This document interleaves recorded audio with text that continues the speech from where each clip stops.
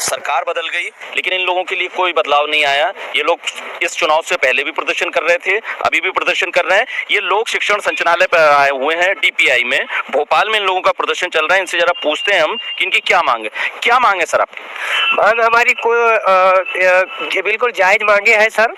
सरकार ने और शिक्षा विभाग ने हमें कहा कि भाई आप लोगों का डायरेक्ट नियमितीकरण नहीं हो सकता, इसके लिए आपको शिक्षा विभाग के जो आरटीए के रूल्स है उस रूल्स को फॉलो करना पड़ेगा। माननीय हमारे पूर्व शिक्षा मंत्री इंदर सिंह परमार ने भी विधानसभा के प्रश्नकाल के दौरान बहुत सारे हमारे जनप्रतिनिधियों के द्वारा ये सवाल किए गए थे प्रश्नकाल के दौरान, उनको जवाब में यही कहा कि ये आरटीए के नियमों में नहीं आते हैं, इनको फॉलो करना पड़ेगा। माननीय हमारे पूर्व शिक्षा मंत्री इंदर सिंह परमार ने भी विधानसभा के प्रश्नकाल के दौरान बहुत सारे हमारे जनप्रतिनिधियों के द्वारा ये सवाल किए गए थे प्रश्नकाल के दौरान, उनको जवाब में यही कहा कि ये आरटीए के नियमों में नहीं आते हैं, इनको पात्रता परीक्षा पास होना चाहिए, इनके पास डीएड बीएड होना चाहिए तब, और इनके पास में अतिथि का अनुभव होना चाहिए, तब जाके इनको गुरुजियों की तर्ज पर नियमित किया जा सकता है।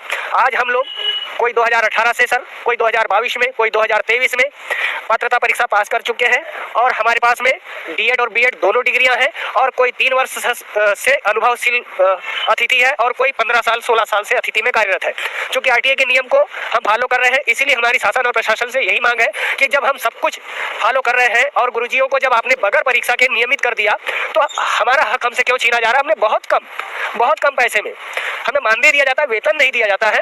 तो हम शासन से, शिक्षा विभाग से अनुरोध कर रहे हैं, निवेदन कर रहे हैं। हम कोई हड़ताल नहीं, कोई तालाबंदी नहीं, कोई घेराव नहीं, कुछ नहीं कर रहे हैं। हम निवेदन कर रहे हैं, प्रार्थना कर रहे हैं कि हम सारे रूल्स फॉलो कर रहे हैं। और इसी के तहत हमने जबलपुर हाईकोर्ट की खंडपीठ इंदौर से 108 लोग जो हमें आज इकट्ठा हुए हैं, इन 108 लोगों ने वहां से उस पिटीशन का हमारा ऑर्डर आ गया है और हाईकोर्ट ने आदेश किया है कि आप 1 महीने के अंदर डीपीआई के अंदर ये कागज जमा करें। इसी तारतम्य में हम लोग आज यहाँ ये हमारी फाइल जमा करने आए हैं। दिक्कत कहाँ पेश आ रही है? इससे पहले भी शिवराज सरकार के दौरान भी आप शिक्षा मंत्री इंदर सिंह परमार के पास में गए थे, आपको क्या भरोसा मिला था और वो क्यों पूरा नहीं हो पाया? जैसा कि सर जो है हर बार जैसे भी हम शिक्षा मंत्री के पास जाएं, चाहे मुख्यमंत्री महोदय के पास जाएं, वहां से हमें सिर्फ आश्वासित किया जाता है कि नहीं, अब जो है आपको शिक्षा विभाग में लिया जाएगा और जो भी आरटीई के नियम बताते हैं वो सारी चीज़ें हमारे पास ऑलरेडी पहले से कंप्लीट है।